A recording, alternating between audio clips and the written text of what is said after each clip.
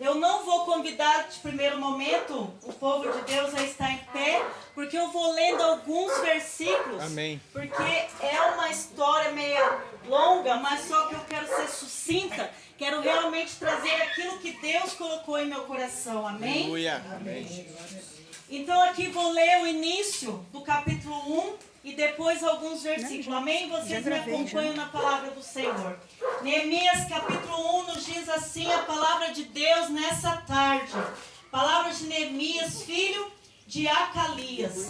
No mês de Quisleu, no 20º ano, enquanto eu estava na cidade de Suzã, Anania, um dos meus irmãos, veio de Judá com alguns outros homens. E eu lhes perguntei acerca dos judeus que restaram, os sobreviventes do cativeiro, e também sobre Jerusalém. E eles me responderam: aqueles que sobreviveram ao cativeiro estão lá na província, passam por grande sofrimento e humilhação. Diz, grande sofrimento e humilhação. O muro de Jerusalém foi derrubado e suas portas foram destruídas pelo fogo. Quando ouvi essas palavras, sentei-me e chorei.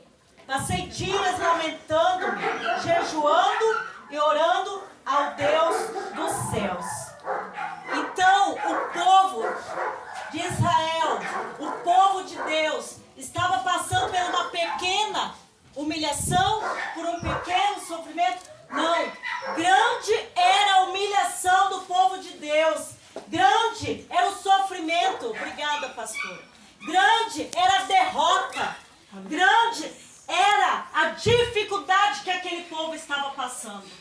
E possivelmente, se você hoje está aqui, mesmo sendo servo, filho de Deus, e clamando pelos seus, possivelmente a sua causa também é de grande sofrimento e grande humilhação.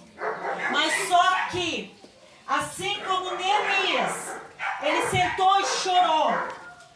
Assim como Neemias passou dias lamentando, jejuando e orando ao Deus dos céus, porque ele conhecia quem era o Deus dele. E nós aqui neste lugar também conhecemos ao Deus que nós servimos, ao Deus que é na nossa vida, na nossa casa e aonde estivermos, nós também conhecemos o nosso Deus. Aleluia, Jesus, glória a Deus. E assim como Neemias sentou, chorou, porque ele estava sentindo com certeza destruído, a má notícia chegou. A má notícia chegou de que os muros estavam destruídos, de que estava tudo acabado, de que estava tudo em ruínas. E o sofrimento daquele homem foi tão grande, ele se sentiu tão humilhado, porque quando as portas são destruídas pelo fogo, os muros, há uma simbologia. E o símbolo naquela época era o quê? Que se estava destruído, aquele povo estava suscetível à derrota. Aquele povo estava em fome. Aquele povo estava em miséria. Então Neemias recebeu aquela má notícia e se conscientizou o quão difícil era a situação em que o seu povo se encontrava. Uma situação do impossível. Uma situação em que ele chorou diante de Deus. Mas o que ele fez? Ele apenas chorou para Deus? Não. Ele se lamentou, ele jejuou e ele orou. Glórias, aleluia. E possivelmente, se você está aqui nessa campanha, é que você também reconhece que essa luta não é sua, mas é que do Senhor. É que você também reconhece que se você tem vivido toda essa situação de dificuldade na sua família, ou nas finanças, ou na saúde, você também reconhece que somente Deus pode fazer por você. Aleluia. E pelos seus.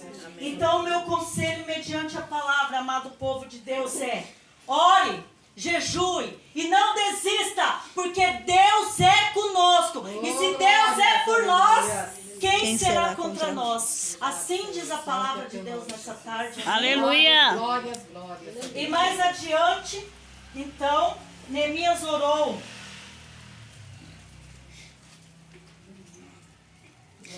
Então eu disse, Neemias disse: Senhor Deus dos céus, Deus grande e temível. Nosso Deus é grande, amada igreja.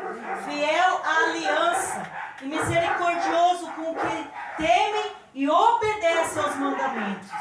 Que os teus ouvidos estejam atentos e os teus olhos estejam abertos para a oração que o teu servo está fazendo. Diante de ti, dia e noite, irmãos, ele estava orando. Aleluia. Dia e noite, em favor de teus servos, o povo de Israel. E como o pastor disse, se não há arrependimento, e para se arrepender você tem que confessar os pecados, não há libertação. E olha o que então Neemias fez na sua oração. Confesso, no verso 6 eu estou, na parte B.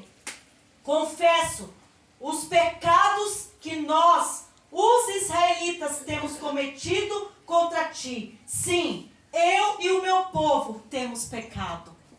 Então, igreja, muitas vezes, muitas situações difíceis na nossa vida são consequências de pecado. Nós somos falhos, somos humanos, mas temos um Deus que quando nós humilhamos diante da sua potente mão, quando nos humilhamos em jejum,